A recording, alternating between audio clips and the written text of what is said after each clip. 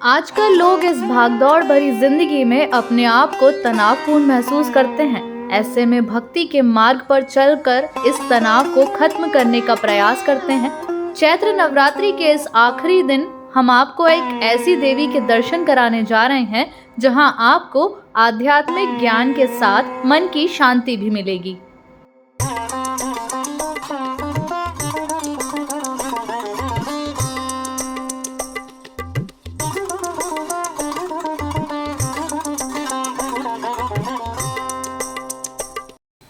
करुणाधाम मंदिर भोपाल के प्रसिद्ध मंदिरों में से एक है। यह अपनी भव्यता और आध्यात्मिक शांति के लिए जाना जाता है।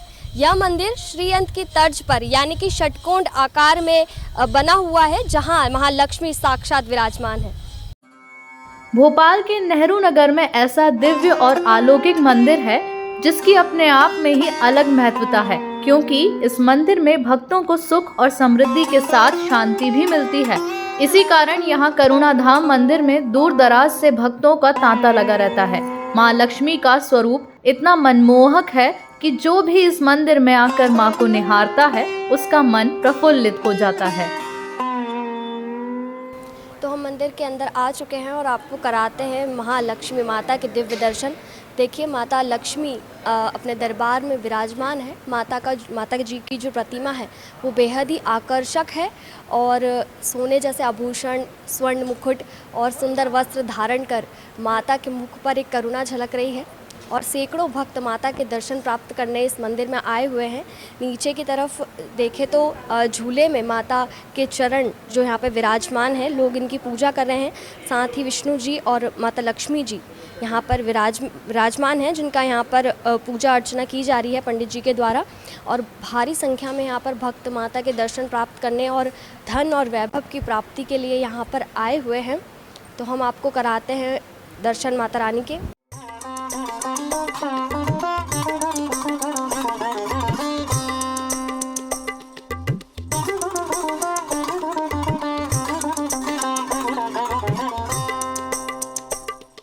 करुणाधाम मंदिर के पीठाधीश्वर सुदेश शांडिल्य महाराज ने भी बताया कि नवरात्र के दिनों में मां लक्ष्मी को प्रसन्न कैसे किया जाता है। तो हमारे साथ मौजूद है करुणाधाम मंदिर के पीठाधीश्वर। तो इनसे जानते हैं कि जो मंदिर मानव शरीर के साथ चक्रों पर और षटकोण आकार का है, उसका क्या महत्व है और इस मंदिर की क्या मान्यता है। गुरुजी, सबसे पहले तो जो मंदिर मानव शरीर के साथ चक्रों पर आधारित है और षटकोण आकार है महालक्ष्मी के मंदिर का, तो उसकी विशेषता है।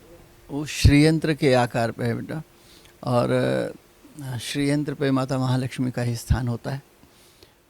जब श्रीयंत्र के आकार की कोई आकृति बनती है तो वो अपने आप में एक ऊर्जा से भरी हुई होती है।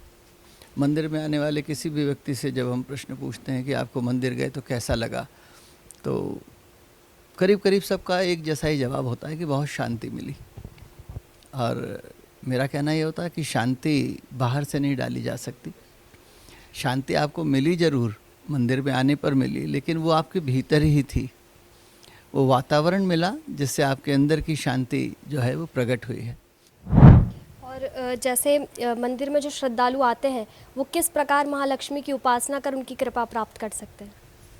भगवती एक ही चीज़ कहती हैं कि भाव की भूखी हूँ मैं, बस भाव ही एक सार है। भाव से मुझको भजो तो भव से बेड़ा पार है। भाव बिन सुनी पुकारें मैं कभी सुनती नहीं, और भाव पूरित टेर ही करती मुझे लाचार है। तो जो कुछ है वो भाव की प्रधानता है। सामग्री, विधि, मंत्र, ये सब सेकेंडरी है। अगर भाव नहीं है, आप इसको इस तरीके से समझ सकते हैं कि आप किसी को ईमेल भेजें और उसमें एड्रेस ना हो तो वो पूजा ईश्वर तक नहीं पहुंचती। तो यहाँ भावों की भी जागृति होती है लोगों के। नवरात्रि पर महालक्ष्मी की पूजन करके क्या लाभ, क्या प्राप्त हो सकता है। बेटा, लक्ष्मी की पूजन तो धन के लिए करते हैं, तो जैसी भावना रहती है वैसी प्राप्ति होती है। आप जिस भावना से आओगे वो मिलेगा। जैसे लोग हाथों में रत्न पहनकर महालक्ष्मी जी को की कृपा पाने की कोशिश करते हैं, तो क्या इनसे महालक्ष्मी की कृपा होती है। देखिए, जो रत्न होते हैं उनका अपना एक प्रभाव होता है।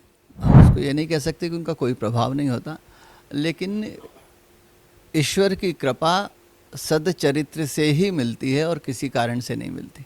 आपका चरित्र अच्छा है तो ही आपके ऊपर ईश्वर की कृपा होगी, अन्यथा नहीं होगी।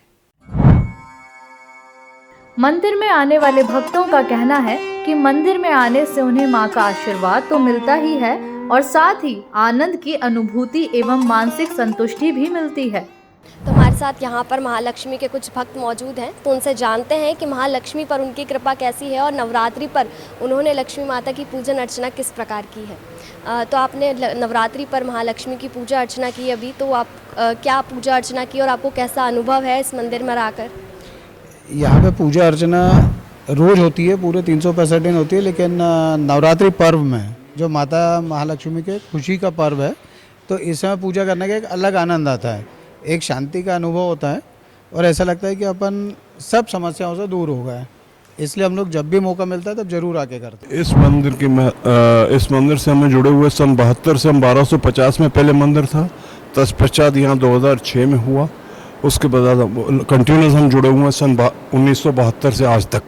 हाँ, मंदिर में आते हैं, बहुत अच्छा मंदिर है, मंदिर में बहुत शांति मिलती है, बहुत अच्छा लगता है। मैं करीब 15 साल से यहाँ अपना और अपने रिटायरमेंट के बाद पिछले 12 वर्ष से नियमित सेवाधारी हूँ। नवरात्रि पर मंदिर में क्या विशेष अंतर आपको देखने मिलता है रोज़ दिनों के अलावा? जी, नवरात्रि जो है, जो नवरात्रि का पर्व है, वो श्रद्धा भक्ति और जितनी ज़्यादा से ज़्यादा साधना अपन कर सकें, तो साधना का पर्व है। इसमें जो अपन अर्जित कर सकते हैं, तो मैक्सिमम जो है नवरात्रि की जो पूजन हवन और आपका वो रहता है, उसमें हम ज़्यादा से ज़्यादा अर्जित कर सकते हैं, शक्ति अर्जित कर सकते हैं अपना। मंदिर इतना मनमोहक है कि जो मंदिर में आता है वो मंदिर को देखता ही रह जाता है। मंदिर के पुजारी की माने तो ये मंदिर मनुष्य के 7 चक्रों पर बना है एवं श्री यंत्र की तर्ज पर आधारित है। तो अभी हमारे साथ हैं यहाँ के मंदिर के पुजारी जी, तो हम उनसे जानेंगे कि माता महालक्ष्मी की पूजन किस प्रकार की जाती है और वो अपनी रोज़ सेवा माता रानी को प्रदान करते हैं, तो वो किस प्रकार करते हैं। आप प्रतिदिन माता को अपनी सेवा प्रदान करते हैं, तो उनकी आराधना और अनुष्ठान किस प्रकार किए जाते हैं? माँ, सबसे पहले तो नवरात्रि की सभी भारतवासियों के लिए बहुत सारी शुभकामनाएं एवं बधाइयाँ। हमारे करुणाधाम आश्रम पीठाधीश्वर श्री परम पूज्य गुरुदेव जी के द्वारा जो निर्देश हैं, उनके अनुसार हम लोग यहाँ पर पूजन और अर्चन करते हैं। पूजन अर्चन का है मैया जी का नित्य षोडशोपचार से अभिषेक, जो कि लक्ष्मी नारायण का साथ में किया जाता है, गणेश जी का और गौरी जी का यहाँ पर षोडशोपचार से पूजन किया जाता है। नवरात्रि विशेष में तो श्री सूक्त के अनंत पाठ होते हैं, असंख्यात्मक पाठ होते हैं एवं 100 सप्तशती के पाठ भी होते हैं, जो कि सप्तशती समाहित अष्टमी में हम लोग हवन करते हैं गुरुदेव के आदेश अनुसार। और सभी लोग श्रद्धालु यहाँ पर सेवा भी देते हैं। और मैया जी का अगर किसी को कृपा चाहिए है तो श्री सूक्त का नित्य एवं कनकधारा स्त्रोत का नित्य पाठ करे तो मैया जी की कृपा जल्दी से जल्दी उस पर हो जाएगी। मानसिक शांति और तनाव को खत्म करने के लिए अक्सर लोग ध्यान करते हैं। कहा जाता है कि ध्यान के साथ आध्यात्म का लाभ भी मनुष्य को मिलता है। ऐसे में मां लक्ष्मी को ये मंदिर जिसे ध्यान का एक केंद्र माना जाता है, तो वहीं इस मंदिर में मां की पूजा अर्चना करने से भक्तों को मां का आशीर्वाद मिलता है। नवरात्र के इन 9 दिनों में पीपुल्स अपडेट ने आपको 9 अलग अलग मंदिरों के दर्शन कराए। आने वाले दिनों में भी देश के ऐसे ही कई प्रसिद्ध मंदिरों और उनकी महत्वता के बारे में आपको बताएंगे। जय माता दी।